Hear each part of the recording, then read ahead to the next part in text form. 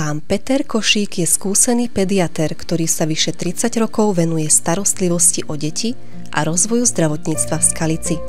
Je nielen rešpektovaným odborníkom doma i v zahraničí, ale najmä človekom, ktorý si dokáže získať dôveru a srdcia svojich pacientov. Okrem medicíny sa angažuje aj vo verejnom živote. Je stále aktívnym členom sociálnej komisie a po mnoho rokov pôsobil ako poslanec mestského zastupiteľstva, kde svojou prácou prispel k významnej premene nášho mesta.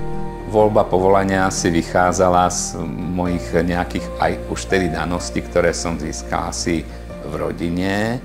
Moja mama bola ten typ človeka, ktorý bol výslovne pomocnej profesii v zdravotníctve. A keď som napísal slohraz, že čo budem písať o svojej mame, tak som dostal facku od učiteľky, lebo som tam napísal, že ona trikrát umie náčenie trikrát. Učiteľka v tej dobe mala na oddelení svoju mamu, tak vedela, o čom hovorí a napísala slov za mňa. Nastúpil som vtedy na detské oddelenie tunajšej nemocnice, ktoré viedol jeden z mojich veľkých učiteľov, pán primár Hotmar.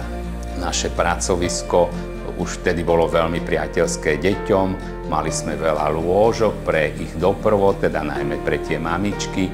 Keď si na to spomínam, vlastne my sme za tie deti na tých lôžkach a v tých inkubátoroch aj dýchali, a to skutočne nie len obrazne. Oni žili tam na tých izbách, vtedy bolo ešte tých pacientov viacero na izbe a on mi nakreslil ten obrázok, že každé dieťa sa vyliečí. A tak som si to zobral a ono to bohužiaľ není celkom pravda, ale je to našťastie vzácne. A tak to ma vždy inšpirovalo, že sme naozaj hľadali a robili všetko preto, aby to každé dieťa sa vyliečilo.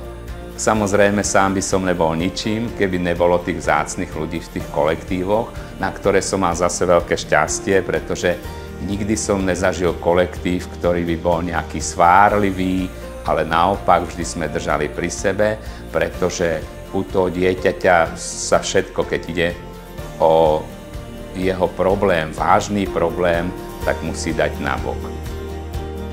To už som bol skúsený lekár, keď som sa pustil do, dnes sa tomu hovorí, komunálnej politiky, ale fascinovalo ma to mesto vždycky a vtedy boli tie šance obrovské.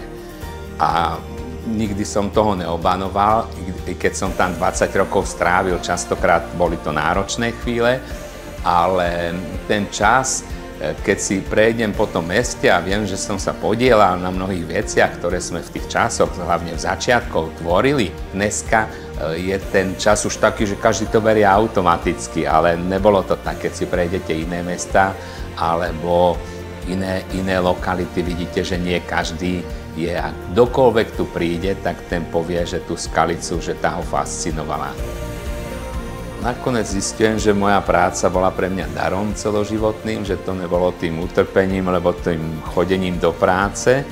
A za to som vďačný samozrejme tomu niekto, kto toto všetko riadil, a mi to teda bolo dopriaté, že som mohol vyštudovať a že túto povinnosť snáď plním teda dobre a že to, čo sa o mňa v živote očakáva, že teda čestne dokončím aj počas ďalších rokov, či už práci, alebo toho ďalšieho života, ktorý má aj iné stránky.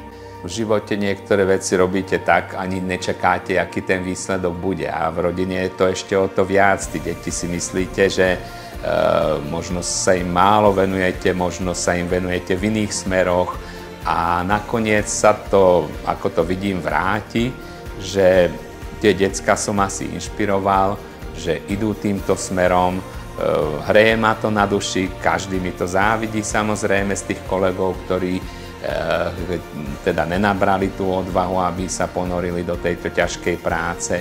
A mňa inšpirujú spätne, lebo stále mám byť chuť o krok lepší ako oni, a takže mám na to, ale mám čo robiť s tým, aby sa mi to ešte nejakú chvíľku darilo.